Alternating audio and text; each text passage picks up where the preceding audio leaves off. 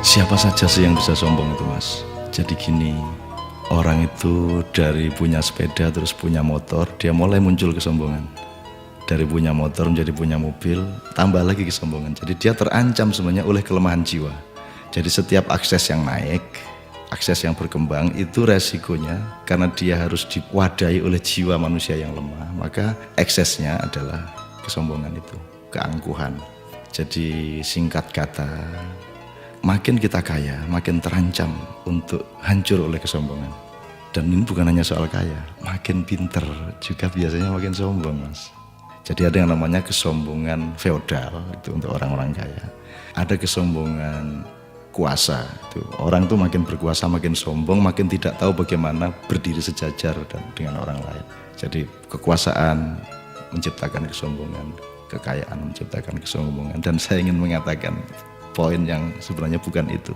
Kepandaian juga sangat berbahaya untuk memunculkan kesombongan kita. Dalam bahasa populer kita sebut keangkuhan intelektual.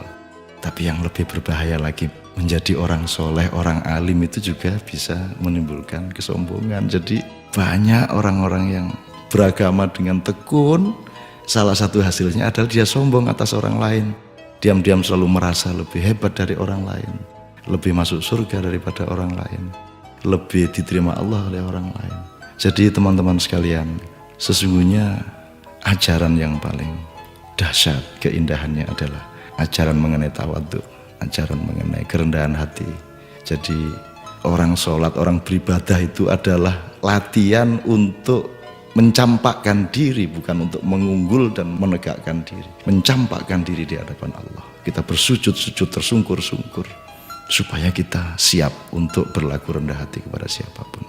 Karena sekarang ini betul-betul bukan hanya orang kaya, bukan hanya orang kuasa, bukan hanya orang pintar, tapi orang alim juga sombong. Itu namanya kesombongan kesombongan orang alim. Jadi tidak lantas kita jangan jadi alim supaya tidak sombong, atau jangan tidak kaya supaya tidak sombong, tidak begitu. Tapi kayalah tapi tidak usah sombong, kuasalah tapi rendah hati, pandailah, karena itu menjadi justru lebih arif dan menjadi alim serta solehlah, supaya engkau mampu merendahkan dirimu di bawah orang yang paling rendah pun di kampung-kampung yang kumuh tempat engkau lewat dengan kakimu.